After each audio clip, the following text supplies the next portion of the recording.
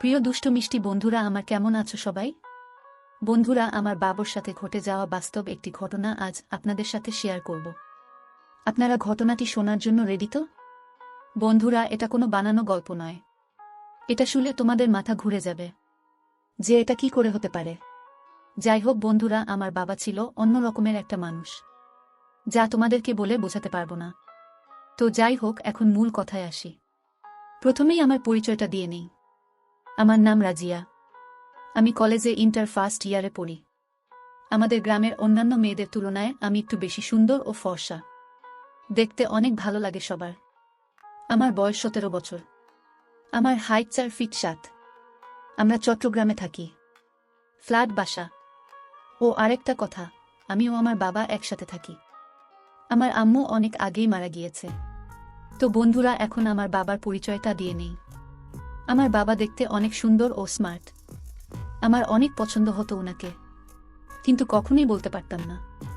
আমার মা মারা যাবার পর আমার বাবা আমাকে মায়ের অভাব বুঝতে দেয়নি। অনেক আদর যত্নে লালন করে বড় করে তুলেছে। তাই বাবাকে আমি অনেক ভালোবাসি। বাবাও আমাকে অনেক ভালোবাসে। আমার বাবা একটি প্রাইমারি স্কুলের টিচার। 15 বছর হয় ওখানে চাকরি করছে। তো বন্ধুরা, চলুন মূল ঘটনায় যাওয়া যাক। একদিন আমি পাশের বাড়ির বান্ধবীর সাথে খেলতে গিয়েছি। হঠাৎ বাবা বাড়িতে চলে আসে, কিন্তু আমি টেরই পাইনি। আমাদের ঘরের ভিতরেই অ্যাটাচ বাথরুম ছিল। বাবা ওটার ভেতরে গোসল করতে গিয়েছে। বাড়িতে আসার পর বাথরুমে পানির আওয়াজে বুঝতে পারি বাবা গোসল করছে। আরেকটা কথা বন্ধুরা, আমাদের বাসায় একজন কাজের লোক ছিল, ওর নাম ছিল শর্মিলা। বাবা শর্মিলাকে বলল, এই শর্মিলা, গামছাটা নিয়ে আসো তো। আমি তো লুকিয়ে আছি বাথরুমের সামনে। শর্মিলা আন্টি গামছা নিয়ে আসতেছে।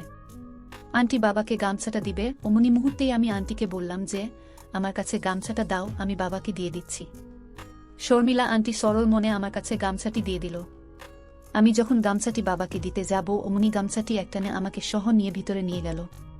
ভিতরে ঢুকে দেখি বাবা ছান করতেছে।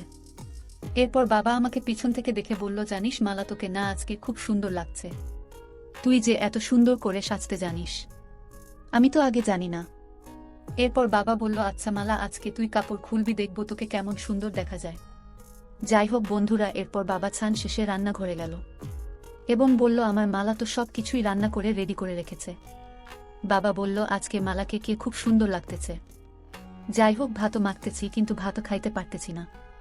আমার মেয়েটা যে এত সুন্দর করে সাজছে, দেখতে একদম আকাশের পরীর মতো লাগছে। আমি খাচ্ছি আর মালাকেও বললাম, তুইও খা।